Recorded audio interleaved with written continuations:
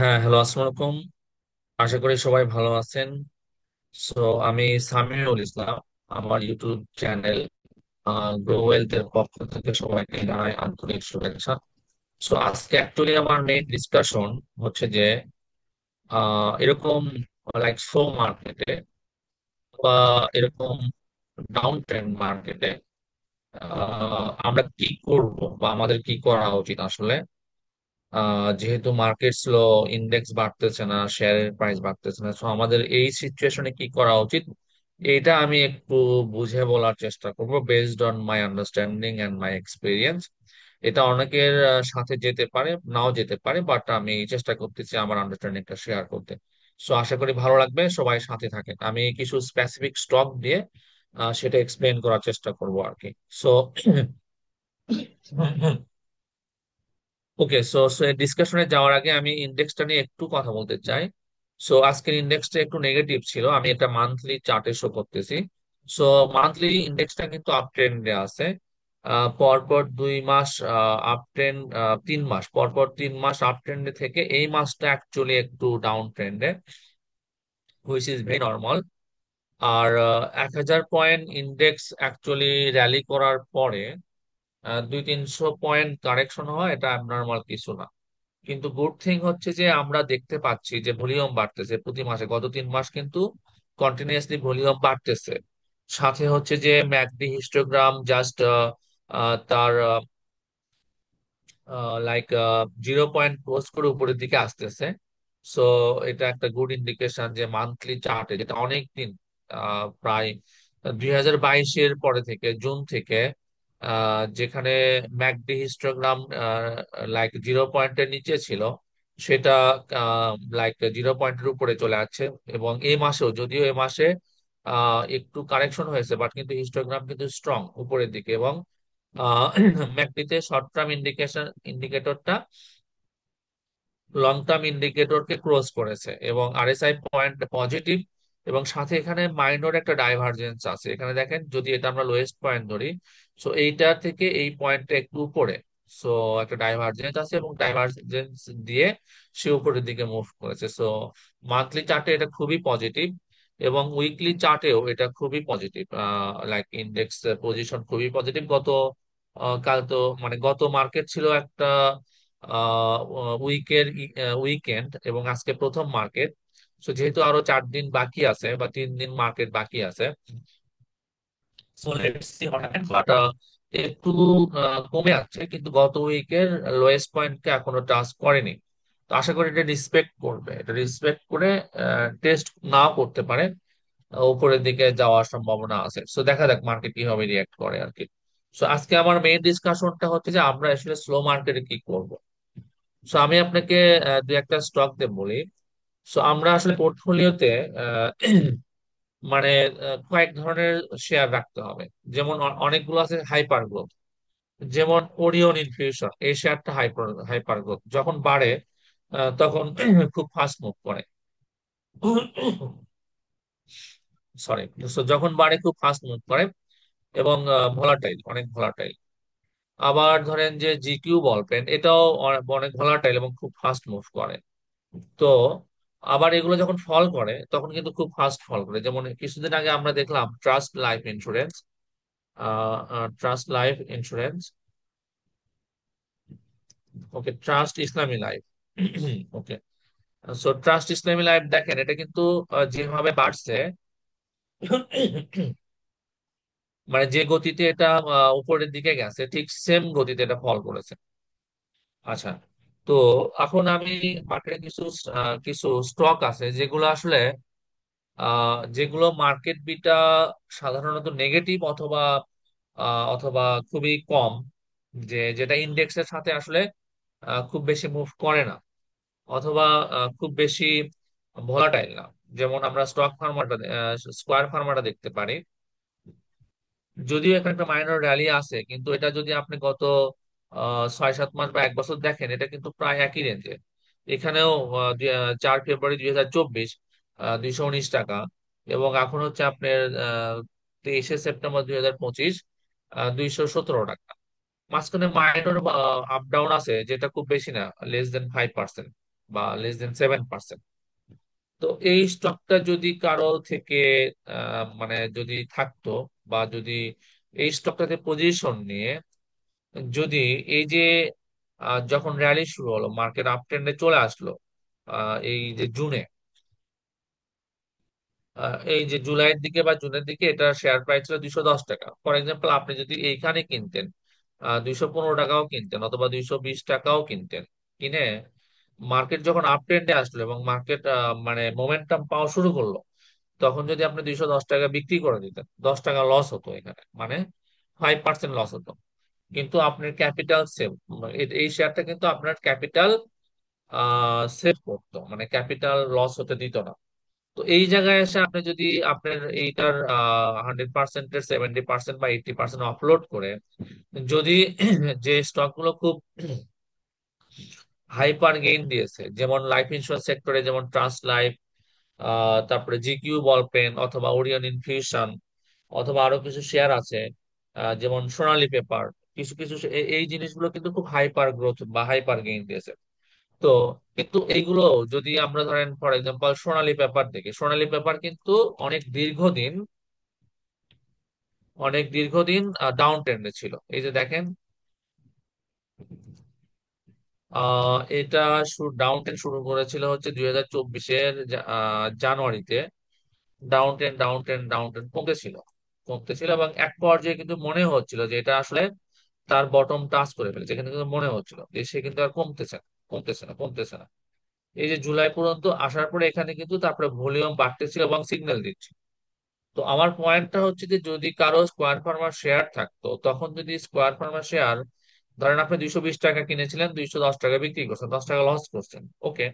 কিন্তু এইখানে যদি 140 টাকা বা 50 টাকায় যদি এই সোনালী ব্যাপারে পজিশন নিতে পারতেন, তাহলে কিন্তু এখানে মোটামুটি 70 থেকে 80% পর্যন্ত গেইন হয়ে যেত। সো 5% লস করে যদি আপনি 70% গেইন করতে পারেন, তাহলে তো সেটা মানে ভালো, মানে সেটা তো আমি নেগেটিভ কিছু দেখি না। সো শুধু স্কোয়ার ফার্মা না। আচ্ছা, এরকম পূবালী ব্যাংক আছে, আমি পূবালী ব্যাংকটা দেখলাম যে এই ব্যাংকটা এই যে 2017 সাল থেকে যে আপ ট্রেন্ডে ধরছে, মানে বাড়তেছে 2017-র পরে থেকে বা 2017 থেকে, এইখান থেকে 16 থেকে এই যে আপ ট্রেন্ডে যাচ্ছে, এটা কিন্তু কমেনি। এই যে মার্কেটে ডাউন ট্রেন্ড, মার্কেটে ফল, মার্কেটে কত কিছু হয়ে গেল, কিন্তু এই শেয়ারটা ফল করেনি, কন্টিনিউয়াসলি একটা আপ ট্রেন্ডে। মানে যদি আমরা একটা মানে আরো দিয়ে দেখাই, এই যে শেয়ারটা কন্টিনিউয়াস আপ ট্রেন্ড, এটা কিন্তু ফল করেনি।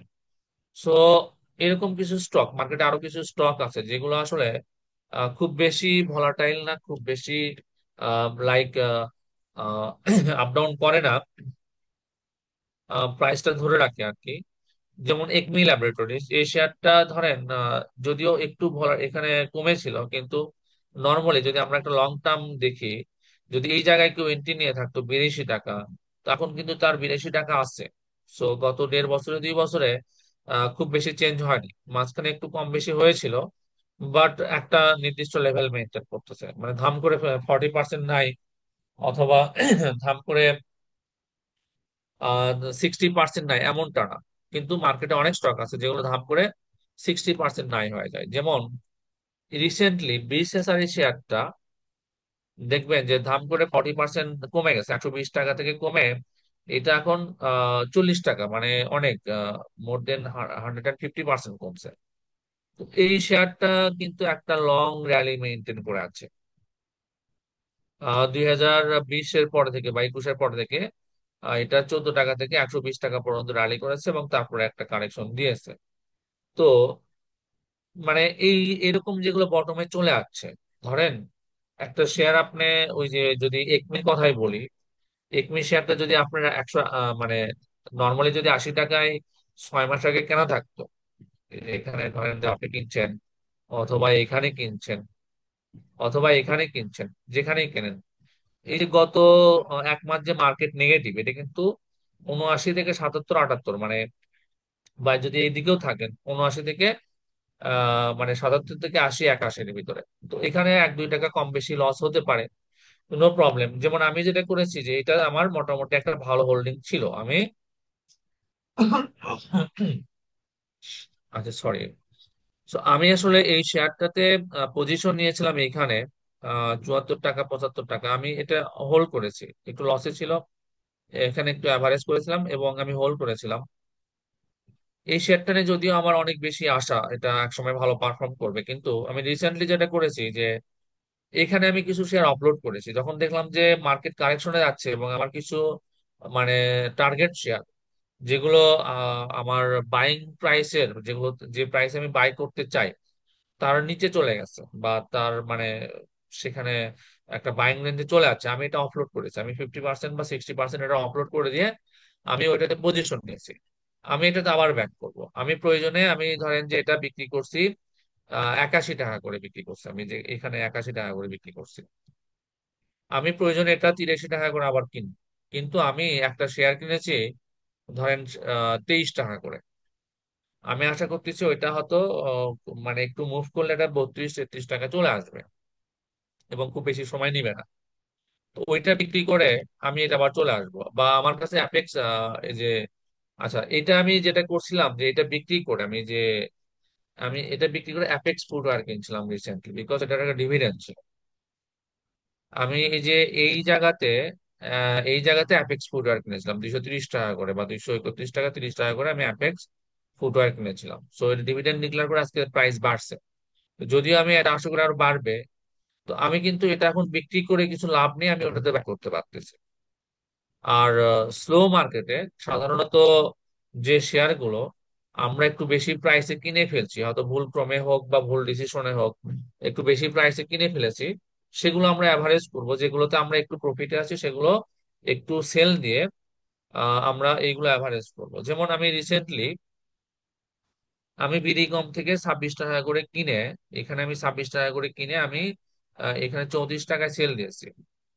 সেল দিয়ে তারপরেও বেড়েছিল, বাট আমি 34 টাকায় সেল দিয়ে বের হয়ে গেছি। তো এটা তখন আমার তখনই নেওয়ার ইচ্ছে ছিল, এটা তখন আমার 32 টাকায় বা 31 টাকায় চলে আসে। আমি এই জায়গাতে সম্ভবত, হ্যাঁ, এই জায়গাতে আমি আবার এন্ট্রি নিয়েছি। কেন জানি মনে হচ্ছিল যে ভলিউম পাচ্ছে, এবং এটা যে পজিটিভ একটা ক্যান্ডেল দিছে। সো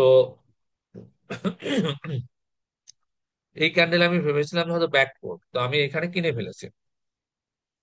তো তারপরেও কমছে। তো আমি ওই যে আহ একমি ল্যাবরেটরি, সেটা যে আমি একটা বিগ পোর্শন অফলোড করেছি করে আমি এই জায়গাতে 26 টাকা করে, না 27 টাকা, হ্যাঁ, আচ্ছা এই জায়গায় আমি সম্ভবত, হ্যাঁ, 27 27 টাকা 60 পয়সা বা 50 টাকায় আমি এটা আবার কিনেছি। কিনে এই যে আমি এখানে যে 31 টাকা করে কিনেছিলাম বা 30 টাকা 50 পয়সা করে কিনেছিলাম, সেটা অ্যাভারেজ করে আমার অ্যাভারেজ পড়েছিল 29 টাকা। টোটাল আমার বিডি কমের অ্যাভারেজ পড়েছিল 29 টাকা।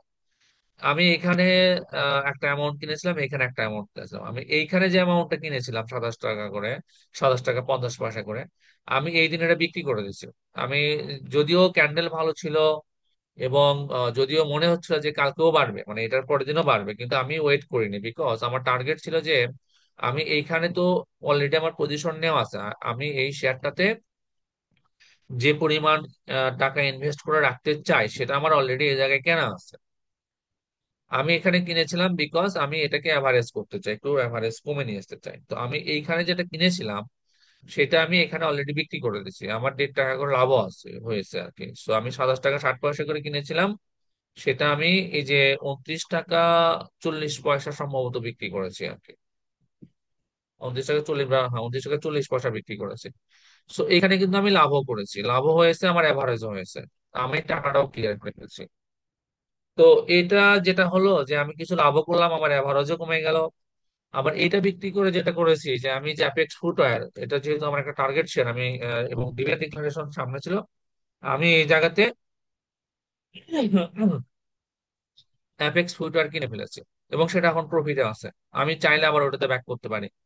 তো স্লো মার্কেটে যেটা করতে হবে যে মার্কেট আসলে সবসময় প্রফিট দিবে না এবং সবসময় হাই বার্গেইন হবে না। যেমন আমরা ক্রিকেট খেলায় দেখি, ক্রিকেট খেলায় রান করতে খুব বেশি বল দরকার হয় না, কিন্তু ক্রিকেট খেলায় টিকে থাকাটা খুবই ইম্পর্টেন্ট। যদি আপনি পিচে টিকে থাকতে পারেন অথবা ফিল্ডে টিকে থাকতে পারেন, আপনার রান আসবে। সো একটা দুইটা ওভার ভালো গেলেই দেখবেন যে অনেক রান চলে আসে। তো ঠিক সেই রকমই এই শেয়ার বিজনেসটা এরকম, সবসময় হাইপার গেইন হবে না, কিন্তু আশা ছেড়ে দেওয়া যাবে না, হতাশ হওয়া যাবে না, টিকে থাকতে হবে। সো এটা ধরেন আমি যেটা অ্যাপেক্স ফুটওয়্যারে আমি যদিও মানে ভাবতেছি যে এটা অ্যাটলিস্ট আর একটু বাড়বে, 60-70 টাকার দিকে আসার সম্ভাবনা আছে। কিন্তু আমি এইখানে যে পজিশন গুলো নিয়েছি মোটামুটি একটা ভালো অ্যামাউন্টের পজিশন নেওয়া আছে, সো এইটা কিন্তু আমি আজকে অফলোড করে ওইদিকে ব্যাক করতে পারতাম যদি আমি আরেকটু দেখতে যাচ্ছি। সো এই ছোট ছোট ভাবে যদি আমরা এভারেজ করতে পারি, যেমন আমি বিডি কম এভারেজ করলাম, তারপরে আরেকটা শেয়ার আমি আহ আচ্ছা, এই যে প্রগতি ইন্স্যুরেন্স, এইটা এইটা হচ্ছে যে আমার একটা টার্গেট শেয়ার, যেটা আমি ভাবতেছি হয়তো মুভ করবে। সো এটা আমি একটু হোল্ডিং আরো এটাতে ইনক্রিজ করেছি, বিকজ এখানে একটা ভালো ইয়ে ছিল, ইন্ডিকেশন ছিল, স্মার্ট মানি ইন্ডিকেশন ছিল। সো এটাতে হোল্ডিং আমি ইনক্রিজ করেছি। সো এটাতে হয়তো আবার অল্প কিছু বিক্রি করে দিয়ে আমি আবার বিডি কমে ব্যাক করবো এরকম। তো আমি যেটা সাজেস্ট করতেছি যে যখন এরকম স্লো মার্কেট থাকবে, স্লো মার্কেটে নির্দিষ্ট কোনো স্টকের যেটাতে একটু প্রফিট আছে, অথবা এটাতে আবার হয়তো একটু বাড়তে বেশি সময় নেবে, অথবা মনে হচ্ছে যে হয়তো আরেকটু আবার ফিরে আসতে পারবেন, তো ওইরকম কোনো স্টক থেকে কিছু টাকা ক্লিয়ার করে যে স্টকগুলোতে আপনি লসে আছেন, যেমন আমি ওরিয়ন ফার্মাতে লসে আছি। ওরিয়ন ফার্মা যদিও আহ, যদিও এই শেয়ারটা লাইক একটা বিক্রি করে আর কেনা যায় না, জেড ক্যাটাগরি শেয়ার আমি যদি বিডি কম বিক্রি করি বা অ্যাপেক্স ফুটার বিক্রি করে আমি এটা কিনতে পারবো এমনটা না, নগদ টাকা লাগে। বাট যদি আমি যদি পারতাম আমি শেয়ারটা অ্যাভারেজ করতাম, আমার এটা 47 টাকার রেঞ্জে মানে অ্যাভারেজ হয়ে আছে। এই যে এই রেঞ্জে আমার অ্যাভারেজ আছে। তো এটা আমার অ্যাভারেজ করে 42 টাকা বা 43 টাকা নিয়ে আসতে হবে। তো আমি যদি এটা কিনতে পারতাম তাহলে এটা আমি অ্যাভারেজ করতাম। সো এরকম যে স্টক গুলোতে আপনি একটু লসে আছেন, অথবা আপনাকে অ্যাভারেজ করতে হবে, পোটেনশিয়াল এবং মোমেন্টাম শুরু হয়ে যাচ্ছে, যেমন এই স্টকটাতে মোমেন্টাম পাচ্ছে, তো মাঝখানে একটা স্পাইক ছিল, সো আবারও আস্তে আস্তে স্পাইক দিচ্ছে। তো মার্কেট একটু পজিটিভ হলে এটা আবার স্পাইক, এটা আবার বাড়া শুরু করবে আর কি। এরকম আমি যদি শেয়ারটা 42 টাকা অ্যাভারেজ করতে পারি, আমি যদি এই শেয়ারটা 42 টাকা অ্যাভারেজ করতে পারি, তাহলে আমি খুব তাড়াতাড়ি এটা থেকে মানে চাইলে বিক্রি করতে পারবো।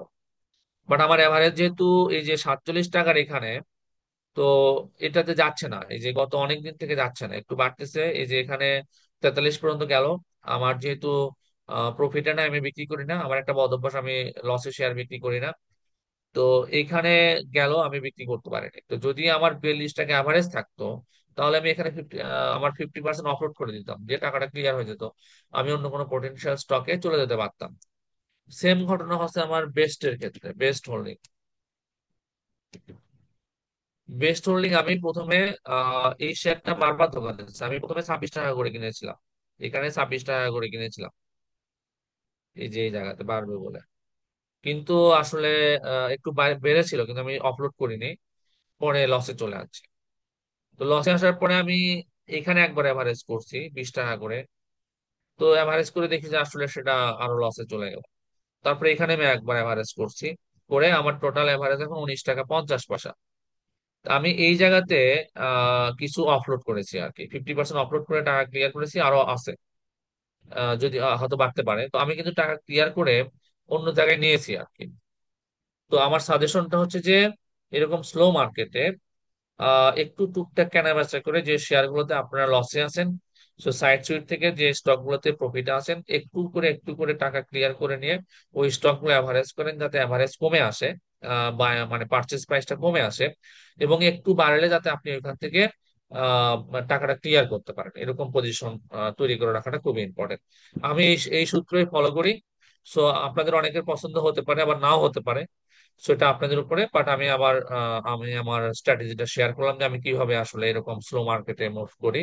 সো হয়তো অনেকের উপকার হবে। সো যদি ভালো লাগে একটু লাইক কমেন্ট শেয়ার করবেন, অন্যদের সাথে অন্যদেরকেও দেখার সুযোগ করে দিবেন, আমার রিচও একটু বাড়বে। সাথে থাকেন, আশা করি আমরা একসাথে গেইন করবো ইনশাল্লাহ। ধন্যবাদ সবাইকে, ভালো থাকবেন।